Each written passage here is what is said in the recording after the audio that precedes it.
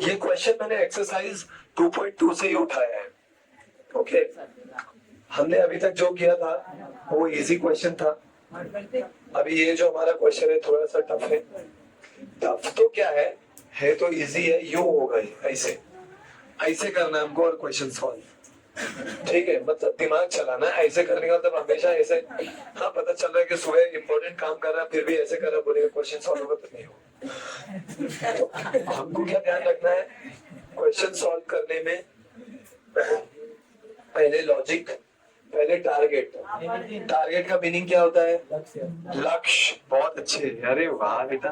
तो लक्ष्य, तो लक्ष्य, टारगेट का मीनिंग लक्ष्य होता है। अब उसका मतलब ये है कि हमको इसमें से किसी को टारगेट करना है। अब सबसे टफ पार्ट कौन सा है उसको ही टारगेट करेंगे भैया। सबसे टफ पार्ट 1/2 मुझे दिखता है तुम्हारे हिसाब से, करेक्ट है?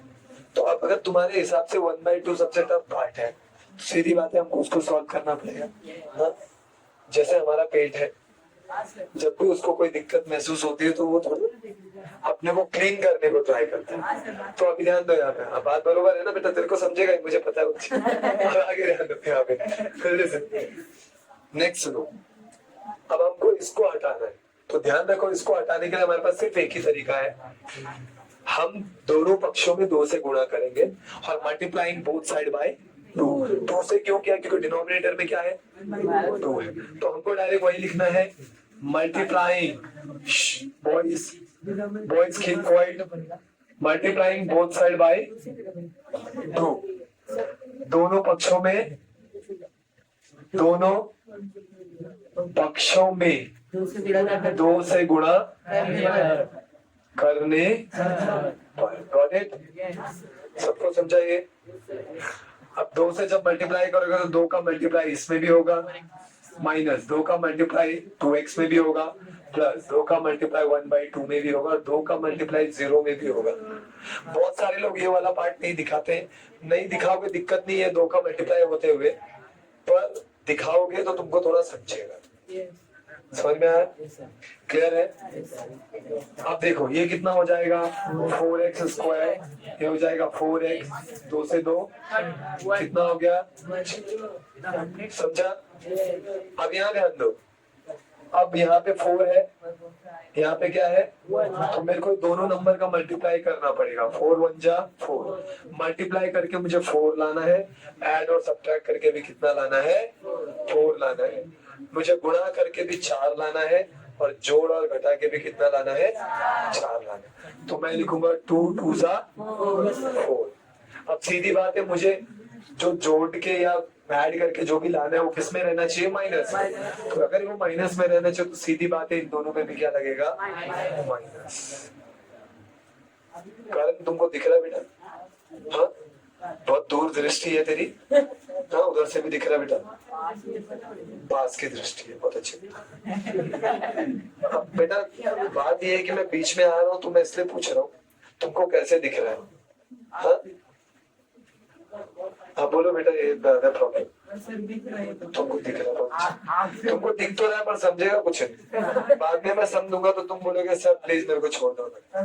देखना, अगर तुमको देखना तो यार याद दे दो। समझ रहे ना? हाँ वेरी गुड बेटा। देखो ये क्लियर हो गया। तो ध्यान दो कैसे लिखना है। तुमको अगर प्रीवियस क्वेश्चन में कुछ दिक्कत रहा होगा वापस मैं बता रहा हूँ, तुमको इसमें क्लियर हो जाएगा। थोड़ा सा ध्यान। अगर आगे नंबर रहे x² वाले के पास तो उसका मल्टीप्लाई लास्ट वाले में करने का, और जो आएगा वो गुणा करके और मल्टीप्लाई करके आना चाहिए। बाकी ऐड और सब्ट्रैक्ट करके ये बीच वाला पार्ट आना चाहिए। समझा? अगर यहाँ पे कुछ नहीं रहेगा तो सिर्फ लास्ट वाले को देखना। समझा?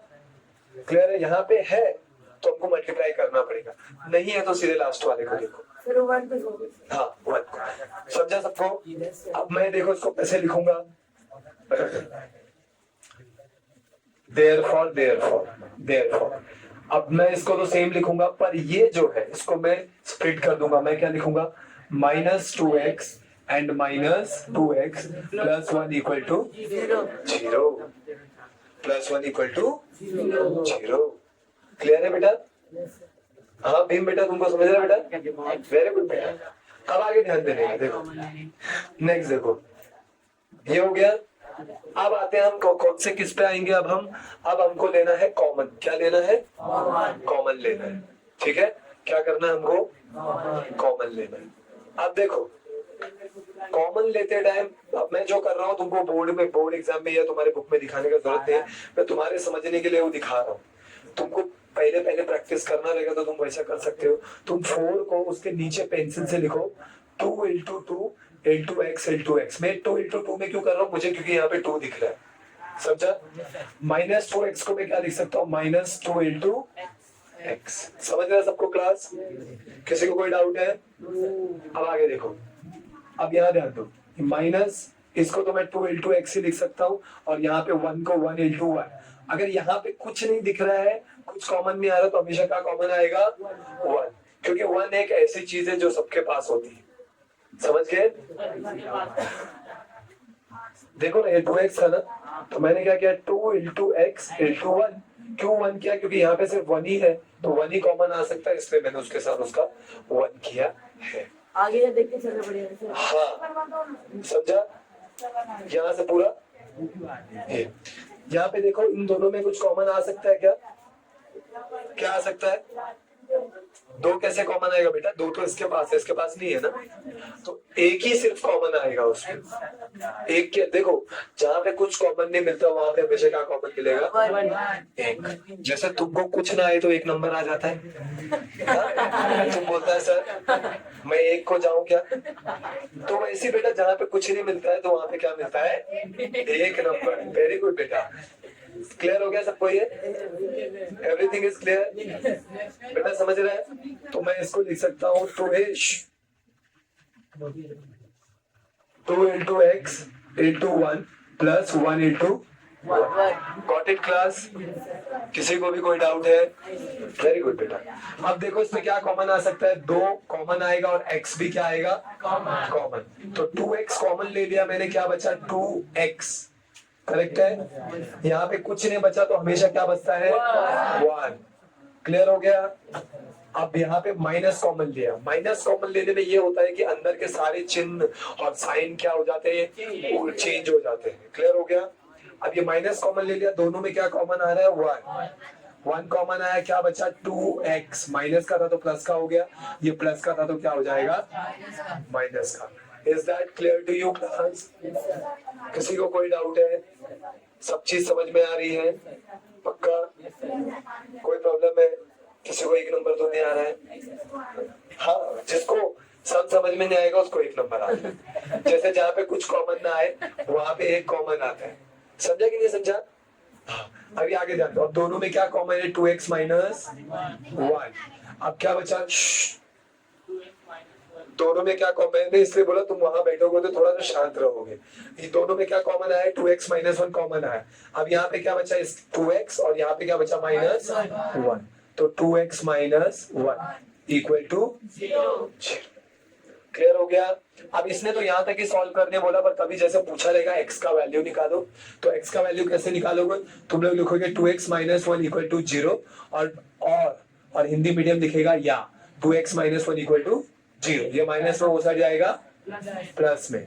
ओके, और या 2x इक्वल टू प्लस 1 और x यही साइड रहेगा, ये हो जाएगा 1/2 और ये भी, और या x इक्वल टू 1/2।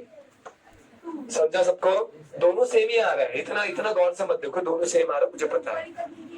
ऊपर तक ही, अभी यहाँ तक ही पूछा है तुमको। पर देखो बेटा, कभी कभी पूछा रहेगा find the value of x by using factorisation method. हाँ, गुणनखंड विधि के द्वारा x का मान ज्ञात करो। तो तुमको यहाँ तक क्या दिक्कत है? यहाँ तक करने में कोई प्रॉब्लम है?